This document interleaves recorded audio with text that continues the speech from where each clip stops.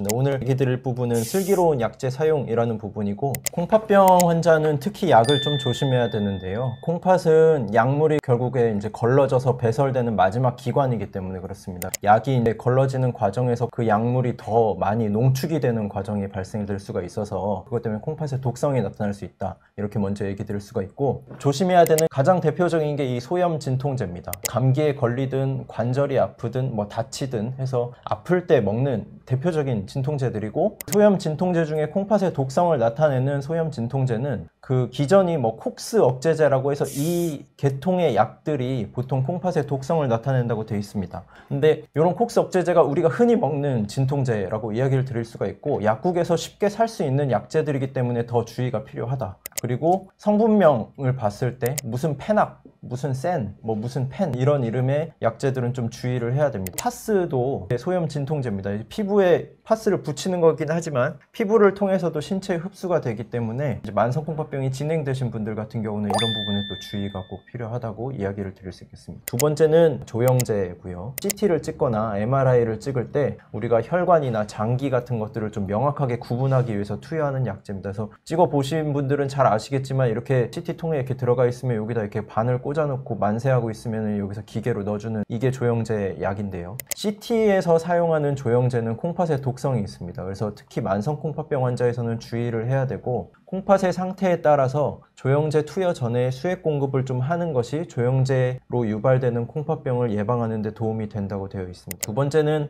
MRI 조영제인데, MRI 조영제는 가돌리늄이라는 원소를 가진 조영제를 씁니다. 이 가돌리늄 조영제 같은 경우는 콩팥의 독성 자체는 뚜렷지는 않지만 콩팥 기능이 나쁜 사람들한테서는 이게 몸에 축적이 돼서 전신의 섬유화를 유발할 수가 있습니다. 그리고 이 전신의 섬유화는 몸 안에 있는 장기들의 섬유화도 같이 발생하기 때문에 이 전신 섬유화가 가돌리늄 때문에 생긴 경우에는 굉장히 치명적이라고 알려져 있습니다. 특히 투석하시는 분들에서는 사용이 금기로 이제 표시가 되어 있는데, 꼭 필요한 경우에는 혈액 투석하시는 분들에 한해서 즉시 투석을 시행하도록 권고가 되고 있습니다. 세 번째는 항생제, 항바이러스제, 이런 약들인데요. 다양한 항생제들이 콩팥의 독성, 부작용이 나타날 수 있습니다. 그리고 특히 이제 항생제 종류가 많이 그런데 콩팥 기능이 떨어진 경우에는 이 약제 용량을 조절을 해야 됩니다. 각 사구체 열과율에 따라서 약제 복용하는 용량이 달라집니다. 항바이러스제 중에 아시클로버, 팜시클로버 이런 약들을 쓰게 됩니다. 근데 이런 약들도 콩팥 기능에 따라 용량, 용법이 달라지니까 주의가 필요하고, 또 이런 그 팜시클로버, 아시클로버 같은 경우는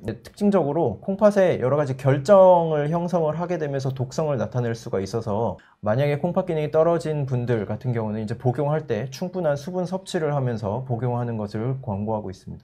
또 골다공증 치료제가 있는데, 콩팥 기능이 떨어진 경우 만성콩팥병 환자에서는 주의가 필요하게 됩니다. 그래서 많이 쓰는 것 중에 칼슘하고 비타민 D가 같이 들어있는, 이게 외래에서 먹고 계신 분들을 보면 피검사를 주기적으로 해보면 칼슘이 너무 많이 높아져 있거나 이런 분들이 있습니다. 만성콩팥병에서 칼슘이 계속 높아져 있으면 여러 가지 혈관 석회화를 유발하는 걸로 되어 있어서 또 주의가 필요합니다. 그래서 이런 부분을 주의를 해야 되겠고, 두 번째는 골다공증 약 중에 또 굉장히 많이 쓰는 약인데, 비스포스포네이트, 이름이 좀 어렵지만 이런 약들이 있습니다. 골다공증에 한 달에 한 번 먹거나 그런 약들입니다. 근데 이런 약들은 사구체 열과율이 30 미치면 아예 금기로 되어 있고, 이것들은 이제 뼈를 안정화시키는 약이기 때문에 사구체 열과율이 떨어져서 만성콩팥병이 되면 뼈 대사가 저하되기 때문에, 그런 뼈 대사가 저하된 상태에서 뼈까지 안정화시켜버리면 뼈 대사가 굉장히 많이 감소돼서 뼈 건강이 많이 나빠지거나 콩팥에 독성이 나타나거나 하는 일들이 생길 수가 있습니다. 슬기로운 약제 생활을 위한 5가지 수칙, 이렇게 해서 오늘 마무리하려고 합니다. 본인의 콩팥 기능을 잘 알고 있어야 된다.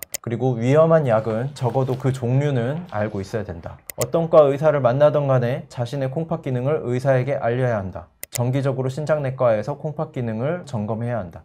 마지막으로 검증되지 않은 약은 복용하지 말아야 되겠다. 이렇게 이야기를 드리고 정리할 수 있겠습니다.